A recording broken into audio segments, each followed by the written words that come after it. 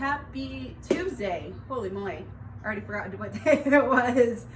How we're doing? I hope everyone has had a good start to the week. I cannot believe how chilly it was today. Holy crap. It feels nice though. I like wearing layers.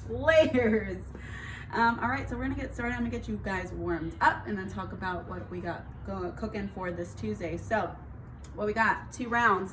Let me grab my iPad. My eyeball's a little sore. So we got 2 rounds, 20 squat jacks. So we're gonna get your heart rate up going into squat jacks. So remember, we wanna pop those feet out into that squat position. We drop that booty down, hip crease below those knees, touching that ground, come in. You got 20 total squat jacks. Nice and light on those toes, right into 20 butt kickers. We're driving that heel right into that glute. Side hinge forward, 20 butt kickers, nice and quick. Control that breathing. We're just getting that heart rate up with a little bit of cardio burst. And then we've got 10 heels to hips. So we've done these before. Keep one leg planted. We're gonna grab the opposite foot, bringing that foot into that heel, back down, bringing that foot, ooh, did you hear that crack? Heel into that hip, okay? 10 total, right into 10 Spider-Man lunges. So take a big step back, find some space. Once you walking it out, dropping that elbow inside that foot that you just planted. Hold out, hang out here for a second. Really open up those hips. If you need to, you can sit back onto that back foot, stretch out that hamstring, and then come back center.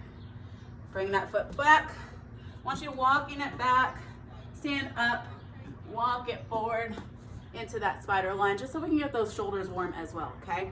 So we got 10, so 5 on the right, 5 on the left. Take your time here, open up those hips, stretch out those hamstrings, ankles, whatever you need during this time. After you get done with those 2 rounds, make sure you get some mobility in. Remember, if you're doing this on your own and not doing the live workouts, it's important as you get the mobility in. Stretch out your body properly. If you don't feel warm after those 2 rounds, do it again.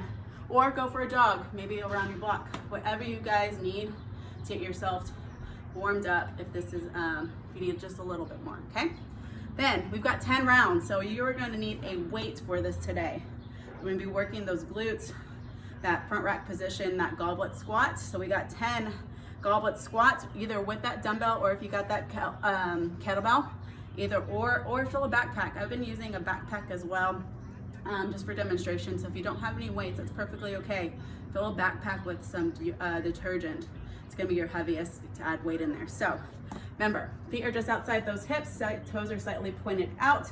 We drop down to grab that weight. We don't wanna hurt our back, so we hold in that goblet position, either at those handles for that kettlebell or upside down, whichever is most comfortable for you. So we initiate with those hips first.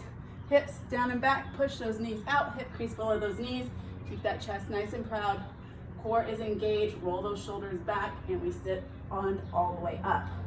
That is your goblet squat. You've got 10 goblet squats right into 10 kettlebell or dumbbell swings. So for this, it is a hip hinge movement. You did these last week a couple times, but remember, use that hip hinge to drive that power back. Use those hips to drive that kettlebell or dumbbell either up overhead for that full advanced motion, or you're gonna come into that eye level if you don't feel comfortable or your shoulder hurts or you don't wanna break anything in your house. So that's what it'll look like. Grab that weight, we hinge back.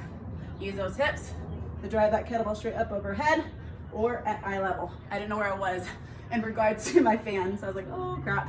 So you got 10 total kettlebell swings right into 30 flutter kicks. So on these flutter kicks, a couple options on this.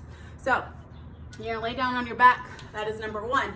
Number 2, you can either rest your shoulders on the ground or you can lift them up for a little bit more intensity, your choice. So flutter in for first option, put those hands underneath that booty, drop those shoulders down. I do want you pointing those toes and flutter those feet for 30 times. So this is your first option. Second option, lift that chest, good hollow position, palms are facing up, and you'll go into that flutter hollow hold position for 30.